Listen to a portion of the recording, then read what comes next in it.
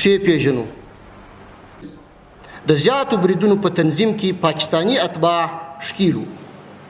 له 10 زیات پاکستاني وګړي زموږ د امنیتي ځواکونو په عملیاتو کې وژل سوي او سلګونه نور یې ژوندي نیول سوي دي.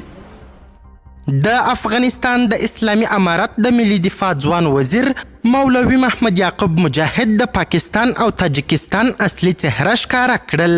څنګه په خاص ډول پاکستان او تاجکستان پر افغانانو بریدونه کړي، پاکستان او تاجکستان د داعش په جامه کې څومره داعشان رالیږلي دي، په اړه مولوي محمد یعقوب مجاهد پاکستان او تاجکستان ته څه وویل. که غواړئ پوه سئ نو ویډیو تر پایه وګورئ. سلامونه قدرمنو لیدونکو، مشال پریس یوټیوب چینل ته مو هرکلی کوم. مولوي محمد یعقوب مجاهد وایي امنیتي ځواکونو ګڼ شمېر تاجکستاني او پاکستاني سخت دریځې نیولي او وژلي.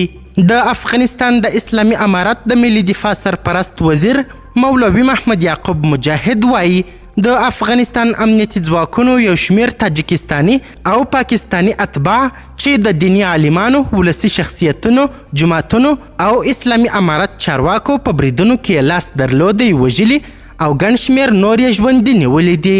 ښاغلي مجاهد نن یکشنبه په کابل کې یوې خبري غونډې ته وویل په تیرو 12 میاشتو کې لسګونه تاجکستانیان او تر 100 ډېر پاکستانیان د افغان امنیتي ځواکونو له لوري د عملیاتو په ترڅ کې وژل سوي دي. د همدا راز وویل چې یو شمېر تاجکستانیان او سلګونه پاکستانیان په تیرو 12 میاشتو کې په بېلابېلو پیښو کې د لاس لرلو په تور نیول سوي دي. د افغانستان د اسلامي امارت دفاع وزیر د افغانستان له ګاونډیو هیوادونو وغوښتل چې خپلې پولې په ځیر کلکې وڅاري. د په عین حال کې وویل چې په تیر میلادي کال کې د داعش حملې په 90% کمې سوي دي. داعش چې د افغانستان اسلامي امارت چارواکي د پاکستان له ملاتړه برخمن بولي، عموما پر اسانو هدفونو لکه جوماتونو، ښوونځیو، ملکي خلکو، په تیره بیا شیعه ملایانو بریدونه کوي. د افغانستان د اسلامي امارت د ملي دفاع وزیر د ملي مقاومت او نورو مخالفو ډلو په اړه وویل د شر او فساد په اړه باید دومره ووایم چې د هغوی حضور یوازې په مجازي نړۍ کې دی، په افغانستان کې د پښو ایښودو ځای نه لري.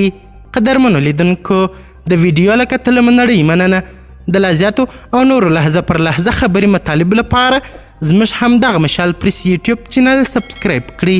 تر بیا او بلې ویډیو ښه وخت، ښې چارې، د الله پامان.